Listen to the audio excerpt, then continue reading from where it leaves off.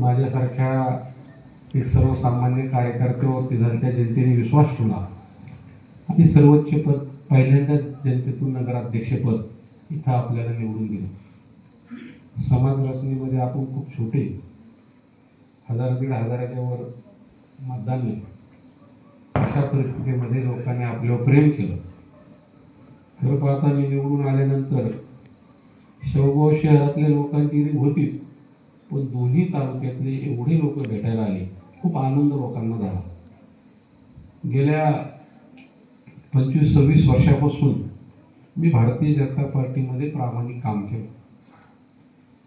मी काम करीत असताना कधीही आजाबुजा भूमिका न घेता सरळ आणि जे येईल त्याला मदतीच्या भूमिकेत काम केलं. मला राजकारणातले काही छक्के म्हणजे कळत नाही, पण काय स्पष्ट होते भूमिका आणि सरळ सरळ लोकांचं काम करायचं. ह्या भूमिकेतून काही वेळ चुकत असेल, काय वेळ राजकारणातले खरं आणि स्पष्ट जमत नाही, त्याचा त्रास पण नेहमी झाला. आणि मला काही मित्र कंपनी सल्ला द्यायची की तुला राजकारणातलं एवढं सरळ होऊन जमत नाही. पण मी म्हणलं मी जे काय राजकारणात पुढे आत्तापर्यंत आलो तर माझ्या स्वभावानं आलो तर जे होईल ते होईल. पण आज काल अशी परिस्थिती निर्माण झाली की भारतीय जनता पार्टीचा मी दावेदार होतो. सगळ्या सर्वेमध्ये मी पुढं होतो. भारतीय जनता पार्टीचे प्रदेश अध्यक्ष रवींद्र चव्हाण साहेब आणि बावनकुळे साहेब यांनी मला 4-5 दिवसापूर्वी फोन करून सांगितलं की तुझं तिकीट फायनल आहे, तू कोणाला बोलू नको, चर्चा करू नको, तू काम कर, कोणावर आक्षेप घेऊ नको, पार्टीमधलं नवं जुनं भूमिका घेऊ नको. मी म्हणलो मी काही भूमिका घेत नाही, मी माझं काम करीत असतो. ते म्हणले आमच्या शुभेच्छा आहेत आणि तुझं फायनल केलेलं आहे. त्यानंतर शेवटच्या 2 दिवसामध्ये नगरला पालकमंत्र्याच्या ऑफिसला खूप ड्रामे झाले. आम्ही पाथरी लढणार नाही, EV फॉर्म घेणार नाही, शेवगावच्याच घेणार नाही, मी घरीच थांबेल, अशा पद्धतीने ड्रामे करून माझं तिकीट नाकारलं. मी शेवटच्या 2 तास आधी शिवसेनेचा EV फॉर्म घेतला. एवढं मनावर दडपण होतं, कारण ज्या पार्टीमध्ये आपण गेले 25-26 वर्ष प्रामाणिकपणे घातलं, त्या पार्टीचा जिल्हाध्यक्ष असेल, प्रदेश सचिव असेल, जिल्हा युवा मोर्चा अध्यक्ष, वेगवेगळ्या पदावर काम केलं, प्रामाणिकपणे काम केलं. कुठंही मला पार्टीचा निधी आला नाही, मी माझ्या घरातूनच सगळं करीत होतो. एक समाजाची आवड, पार्टीविषयी प्रेम, याच्यातून काम करीत असताना ज्यावेळेस धनुष्यबाण चिन्हचा EV फॉर्म घ्यायचा त्यावेळेस अशी परिस्थिती होती की समोर उमेदवार कुठे द्यायला नव्हत्या. म्हणजे 2 दिवसापासून आमचे धनुष्यबाणाचे तालुका अध्यक्ष सगळीकडे EV फॉर्म घेऊन फिरत होते का उमेदवार घ्या, खाली वरता अवघडच होतं. पण मी खरंच भगवंता पुढे मी सांगतो, मला लक्षातच नाही आलं का आपल्याकडे खाली उमेदवार आहेत नाही, पण धनुष्यबाणाचा EV फॉर्म घेतला. आणि त्यानंतर 2 तासामध्ये आम्ही 14 EV फॉर्म दिले धनुष्यबाणाचे. आणि धनुष्यबाणाचे EV फॉर्म दिले 24 पैकी 14. आणि काय अपक्ष राहिले 2-4 ते संघ घेतले. म्हणजे त्याचं काय एक चिन्ह नसल्यानंतर अपक्ष संघ घेऊन किंमत वाढत नाही, पण ते बिचारे प्रामाणिक आपल्या संघ राहिले. आणि लंगडा पॅनल झाला आणि लढाई सुरू केली. भगवान बाबाच्या कृपेने, वामन भाऊच्या कृपेने आपण चांगल्या पद्धतीने इलेक्शन लढलो. आदरणीय ह्या महाराष्ट्राचे खरोखर जनतेमध्ये ज्यांचं आज खूप मोठं ज्यांचं नाव घेतलं जातं आणि खूप जमिनीवर असं असणारे महाराष्ट्राचे मुख्यमंत्री माननीय एकनाथ शिंदे साहेबांनी माझ्यासारख्या छोट्या कार्यक्रमावर विश्वास ठेवला आणि शेवगावला कॅन्सल झालेली सभा परत मला 2 दिवस दिली. त्याचा फायदा खूप चांगला झाला. लई मतांनी नसलो जरी आलं तरी घासून का आहे आपण तिथं निवडून आलो. खरं पाहता शेवगाव सारख्या ठिकाणी आणि कालच्या परिस्थितीमध्ये एवढं सोपं नव्हतं. 3-3 कारखानदार, 3-3 नेते, आमदार, माजी आमदार, खासदार असे लोक समोरच्या 3 पॅनलकडे होते. मातबर लोक समोर उभा होते. आज तुम्ही ध्यानात घ्या, राष्ट्रवादी पार्टीचे 10 सीट निवडून आले, 24 सीट उभं होते, 10 निवडून अध्यक्ष पडतो आणि आपल्या 14 मध्ये 3 आपले निवडून येऊन अध्यक्ष निवडून येतो, याचा विचार आपण करा. हे तुमच्या सगळ्याच्या, मला माहिती आहे तुमचं लक्ष सगळं शाहूकडे होतं. एवढं प्रेम तालुक्यातील ह्या दोन्ही तालुक्यातील लोकांनी आपल्यावर केलं, त्याच्या शुभेच्छा आणि शुभकामना या माझ्या पाठीशी उभे होता. राजकारणामध्ये मी त्या काळामध्ये एक काम केलं की मी कोणावर टीका टिप्पणी केली नाही. मला पार्टीतून हाकलून द्या म्हणून एक नगरला जाऊन पत्रक काढलं. दुर्दैवाने ज्यांना मी जिल्हा अध्यक्ष असताना पद दिले ते सुद्धा होते पत्र घेऊन फोटो काढायला. मला कळत नाही, मी माझ्या आयुष्यामध्ये मला जे वाटतं, जिथं क्लिअर वाटतं ते प्रामाणिक वागलो. जिथं आपला मनुष्य आहे, मग एखाद्याने मला सांगितलं ना राजकारणापोटी कोणाकडे जाऊ नको, तर मी कधीच ऐकणार नाही. इलेक्शन प्रचार ज्या वेळेस राजकारण त्यावेळेसच राजकारण. मधल्या काळामध्ये माणूस धर्म मोठा असतो, त्यावेळेस राजकारण करायचं नसतं, हे मी कायम पाळलं. माझं इलेक्शन संपल्यानंतर मी त्या पडलेल्या 2 उमेदवाराच्या घरी जाऊन भेटलो. त्यांनी मोठ्या मनाने माझा सत्कार केला. तुम्हाला सांगतो, आता निवडून आल्यानंतर सुद्धा खूप मोठं आव्हान माझ्यापुढे. अरुण मुंडे निवडून आला ना, आता याला अडचण कशी आहे नाही, तुमच्या पाथरीचे नेते आमच्या शेवगाचे नेते आता नेवाशातून पाहुणे झालेले आहेत, ते एक येणार आहे, ते एकत्र येते. खरं तर आता तर नगर अध्यक्ष जिथं असतो ना त्याच्या संग गेलं तर फायदा असतो, त्यांना कळतंय, खालच्या लोकांना सुद्धा कळतंय. खरं आता जनतेतून नगर अध्यक्ष झाल्यानंतर माझ्याच हातात सगळे, थोडं भारतीयांच्या हातात, ते सुद्धा आपण जी आर बदलू, काळजी करू नका. पण मग अरुण मुंडे संघ जायचं नाही आणि नाते होते नगरला बैठक करून एकत्र झाले. तुम्हाला मी सांगतो, तुम्हाला 4 वर्षांनी 2 वर्षांनी तुमच्या लक्षात येईल, हे किती एक झाले ना तरी शेवगाव शहरमध्ये यांना आपण सुधरून देणार नाही. कारण आज एवढ्या शक्त्या उतरल्या मला पाडण्यासाठी. काही ते सांगितलं 4 नंबरला गेलेला आहे, काही म्हणजे याचं काहीच नाही. म्हणजे तुमच्या पाथरीतले काही लोक प्रचाराला येत होते तिथं पाडण्यासाठी. शेवटी भगवंताच्या मनात असेल तर तेच घडत असतं. मी जे प्रामाणिक काम केलंय त्याचं फळ भगवंताने दिले. आज खूप मोठं आव्हान शेवगाव सारख्या ठिकाणी आम्हाला काम करण्यासाठी. शेवगाव शहर सगळं भकास झालेले आणि तिथं खूप काही करायचंय, त्यासाठी काम करायचं. दुसऱ्या दिवशी मी नगरपालिकेत कारभार सुरू केला, स्वच्छता मोहीम आखली. आता मी जर जास्त काम केलं तर जास्त त्रास काही लोकांना होणार आहे, त्याचा मी कधी विचार करीत नाही.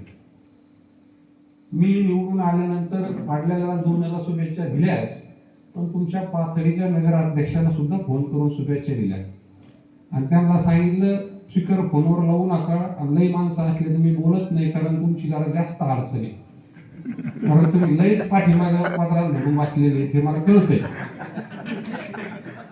असंच बोललो आणि म्हणलं तुम्हाला कधी तुमच्या मनात मोठेपणा नाही, फक्त तुम्ही मोठ्या बापाच्या पोटी जन्मले एवढंच तुमचं काम आहे. कारण आयुष्यामध्ये जगायचं असेल ना तर स्वाभिमान खुला पाहिजे, आपल्या माणसाची किंमत ठेवली पाहिजे, आपल्या माणसाला आपण ओळखलं पाहिजे, राजकारणाच्या पलीकडे जाऊन काम केलं पाहिजे. मग पैशाने मोठा असला, मनाने जर भिकारी असला तो माणूस कामाचा नाही. जो माणूस तुमच्या आमच्यासाठी उभा राहायची हिंमत करू शकत नाही, साखरीशिवाय ज्याच्या डोक्यात काहीच नाही, तो तुमच्यासाठी उभा राहणार आहे का?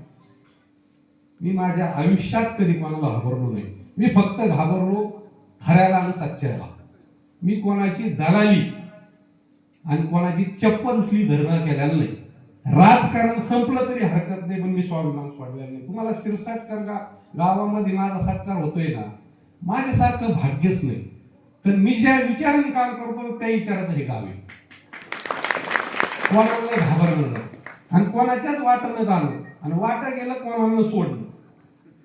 मी राजकारणात तेच केलंय. आज शेवगावमध्ये मी एक छोटा कुटुंबातला एका घरातला माणूस आहे, पण माझा दरदरा मी सोडलेला नाही, कारण आपण कोणाला इथं भीक मागायला गेलो नाही. आज आयुष्यात काही कमी तरी हरकत नाही, संग कुणीच काही नेत नाही, स्वाभिमानाने वागलं पाहिजे ही भूमिका कायम मी राजकारणात केली. समाज विरोधी काम करतोय. कुणी आलं तरी कोणासाठी बी उभं राहतोय. समाजाचे आले तर त्यांसाठी हाईच, सगळ्यासाठी भूमिका घेऊन मी काम करणारा माणूस आहे. तुम्हाला सुद्धा बरेच जणांना माहिती आहे, काही विषय झाला मला फोन आला तर तिथं मी आमच्या शेवगाव शहरमध्ये तालुक्यात मदतीला उभा असतो. निधन नसल कुठं बाहेर गेलो अडचण आली तर कोणाला तरी पाठवतो, पण 100% ज्या अपेक्षेने माणसं आपल्याकडे येतात ते पूर्ण करायचा आपण प्रयत्न केला पाहिजे. मी एक काळ माग, म्हणजे मी खोटं बोलत नाही, निदानच्या पाथडीच्या नेत्याला फोन केला. एक शेवगाव पोलीस पाथडी पोलीस स्टेशनला काम होतं, एक 2-5 वर्षापूर्वी. मोठे एक नेते आहेत ते म्हणले आम्हाला PI कोणता आहे तेच माहित नाही आम्हाला. म्हणजे ही परिस्थिती हो. आपण भावनिक होतो. आपल्या माणसामागे आपण उभं राहिलं पाहिजे, पण आपल्या माणसाने सुद्धा आपली कदर केली पाहिजे.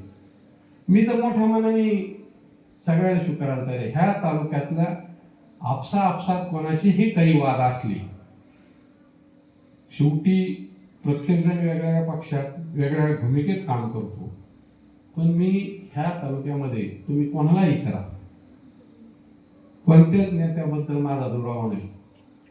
मग तो कोणत्या गटाचा असणार, आपला माणूस, आपल्या जवळचा माणूस, त्या प्रेमाने मी सगळ्याचे संबंध चांगले आणि सगळ्याचा आदरपूर्वक माझ्याकडे स्वागत सत्कार असतं.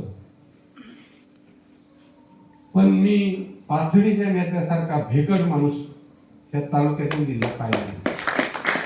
खोटं बोलत नाही, मला आरोप नाही करायचा. आजचा प्रसंग बी मला माहिती आहे, पण राजकारणामध्ये स्वाभिमान खुला पाहिजे. आणि मी स्पष्ट बोलणार आहे बरं का, माझं काय वाकलं होईल तर होईल, पण खऱ्याला खरं बोललं पाहिजे.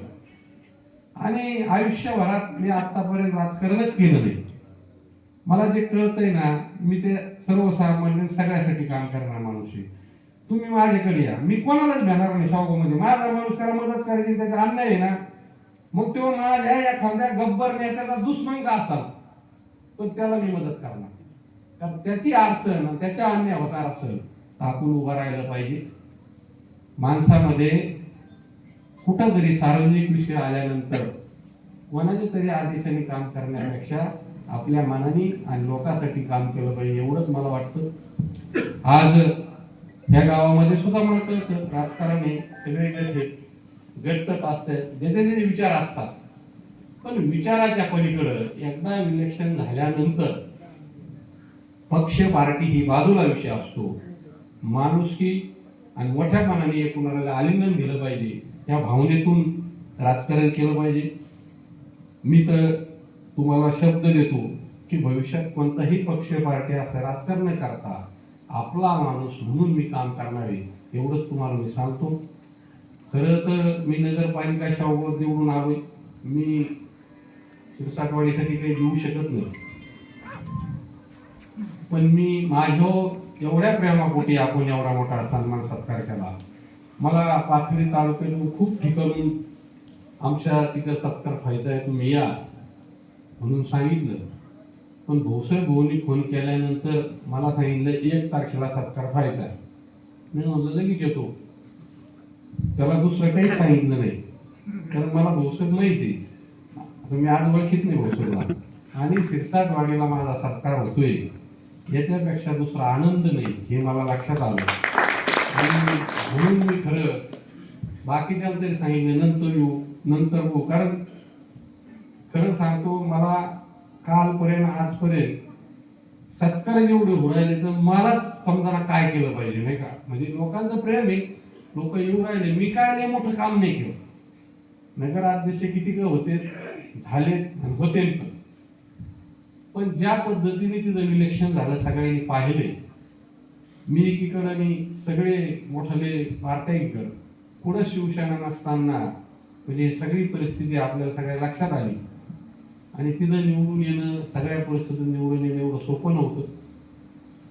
आणि आज माझ्यासारखा लागणारा माणूस, माझ्यावर झालेला अन्याय, ज्या पद्धतीने कारण नसताना त्रास देण्यात आला. मला रात्री 1 वाजता माझ्या गुन्हे दाखल झाले. मला फार उचलून जेलमध्ये टाकायचा प्रयत्न, कारण नसताना, खोटे नाटे, सगळ्यांना माहिती आहे. पण मी ते तीच भूमिका कायम न घेता काम करीत राहिलो. आज गावातल्या लोकांनी, शौबाच्या लोकांनी निश्चित त्याचं फळ दिलं. खूप काही बोलायजोगं, खूप काही मी बोललोय. पाथरी तालुक्यातल्या सगळ्याच माझ्या जीवाभावाच्या माणसाचं मी मनापासून ऋणी राहील. खूप लोक मला येऊन भेटले, खूप जणांचे फोन आले, खूप जणांचे मेसेज आले. आपल्या युवा बांधवाच्या मोबाईलवर सगळ्यांनी जवळजवळ स्टेटस ठेवले. मी मुंबईला गेलो आणि मुंबईला गेल्यानंतर बावनकुळे साहेबाच्या घरी गेलो. तिथं एक आपले मेखरीचे डिपार्टमेंटचे पोलीसमध्ये काम करीत होते, समजा पोलीसच तिथं ड्युटीला होते. मला पहिले लगेच आले. आता माझा परिचय नव्हता, नाव वगैरे सांगितलं आणि ते म्हणजे भाऊ आज कालपर्यंत तुमचा स्टेटस होतं. म्हणजे जे माणसाची माझी भेट नाही त्यांनी माझं स्टेटस ठेवलं. याच्यापेक्षा काय उतरे आमच्यासारख्याने करावं असं मला वाटतं. म्हणजे हे खूप वजन माझ्यासारख्या माणसाच्या वर आलंय. मी खरोखर याच्यातून ऋणी आहेच, पण चांगलं काम करण्यासाठी, कायम तत्पर राहण्यासाठी मी प्रयत्न करीन. हे खूप मोठं आता मला काम करायचं आहे. कारण हे एवढं प्रेम, याची उतरही कामातूनच करावं लागेल एवढं मला वाटतं. आपण सुद्धा काही इथून पुढं चुकलं मी थोडासा स्पष्ट बोलणार आहे, त्याच्यामुळं राग मानू नका. कारण काम करायच्या टायमाला मी प्रामाणिक काम करतो आणि सहकार्य करण्याच्या भूमिकेत असतो. आपण सगळे गावकरी तसं पाहिलं तर शिरसाटवाडीला कशाचीच गरज नाही. ऑटोमॅटिक नाव घेतलं तरी तालुक्यामध्ये सगळ्या गोष्टी होत्यात. पण तरी पण माणूस हा प्रेमळ हे मला माहीत. आणि बोलणारा आणि रागीट माणूस हा प्रेमळ असतो. आपण ज्याच्यावर प्रेम करता, इतकं मनापासून प्रेम करता, तर त्या माणसाला पूर्ण प्रेम मधून तुम्ही असं प्रेमातच इतका तुम्ही डोक्यावर घेता की त्याला विचारता सोय नाही. अशी परिस्थिती ह्या गावाची आतापर्यंतची ख्याती. त्यामुळं पहिल्यांदाच माझी मला वाटतं मिरवणूक आणि एवढं जल्लोषात स्वागत झालं, याचं मी मनापासून धन्यवाद व्यक्त करतो. आपलं सगळ्यांचं धन्यवाद व्यक्त करतो. भौसेक भाऊ आमचे मित्र, यांच्या इच्छा होती की मी आलो पाहिजे आणि मला सुद्धा आनंद झाला. आपल्या सगळ्यांच्या स्वागताने आणि सत्काराने मी आपलं मनापासून आभारी राहील, ऋणी राहील. एवढंच बोलतो आणि थांबतो.